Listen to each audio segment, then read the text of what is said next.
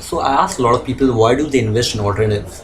So a lot of people tell me that they invest in alternative investments because they feel it is less risky.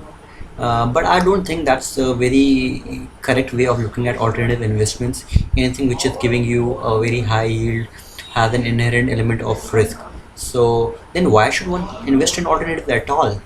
So before I tell my reasons of investing in alternatives, I'll tell who should avoid alternative investments.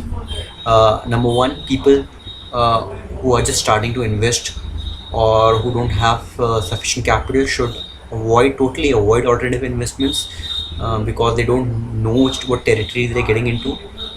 Second, uh, people who don't have you know cash flows coming in or who don't have a stable earning should also avoid alternative investments. Now, we have taken out the category of people who should avoid alternative investments. I will add another category: people who do not have sufficient knowledge about those asset classes should also avoid it, because unless you know what kind of risk you're taking, it doesn't make sense to invest. So now, when we know the people who should avoid alternative investments, let's discuss why should someone invest in alternative asset class. So the primary reason for investing in alternative asset class is to reduce overall portfolio volatility. Think of someone who has a very substantial amount of exposure to equity market. Let's say there's a person X, he has 1 CR net worth and he is almost invested 90 lakhs in equity market. Now, we seen last week there has been a huge volatility in the market due to the Adani fiasco. Now, think that person did not invest in Adani directly, but he's already exposed to Adani because of the various mutual funds he's invested in. Now, his portfolio will correct 10 to 15% because of this current problem, and he'll be losing, say, 15-20%. That is what, 15-20 lakhs in a couple of weeks. This is the amount he had been, developing, or he had been working on his corpus for months, and in a matter of week he lost maybe 15-20 lakhs. So maybe it will recover, maybe in a month, 2 months, 1 year, nobody knows. But there will be an element of stress. Not everyone wants that kind of stress, in the capital or in the corpus. So that's where alternatives comes in. They help you to diversify your portfolio. They help you to reduce the overall portfolio volatility, so you can put some of that exposure to good asset classes which can give you stable returns. Now the second part is alternatives help you to give stable cash flows. Think about, again, let me talk about, take one step back and talk about the same person who had 1 CR exposure to equity market. Now that person, the equity is locked for 7 to 8 years, because you cannot predict what kind of returns he'll get in next 1, 2, 3 years. You, in long run, you might get an IRR of 10%, 12%, but short term you cannot take out that money, because maybe when you need the money, the market's not in the right uh, shape. So your capital is locked.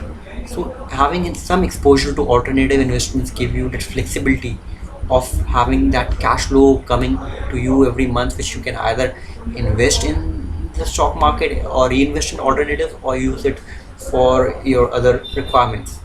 So it makes your portfolio more flexible. Third thing is, it increases your overall portfolio returns.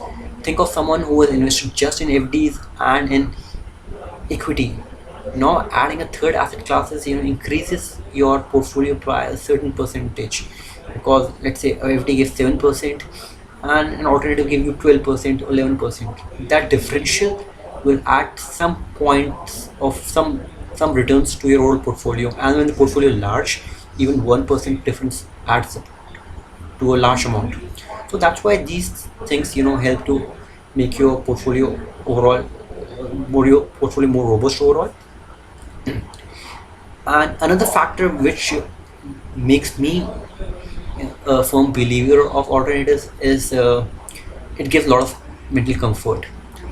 So think about it in this way. Let's say today the stock market or NSE is at 27,000 level. I know it's overvalued, and let's say if I put whatever I have today in Nifty and the market corrects say 20%, next 3 months. So I'll be very stressful because I have put everything I had in the market and now I can't do anything right now. Instead of that, if I would have say put 25% in Nifty at that time, and when the market corrected 20%, I could have shifted some of my cash flows from alternatives to Nifty. That would have helped me to average my cost. See, in the long run, someone will say it doesn't matter. You can't time the market.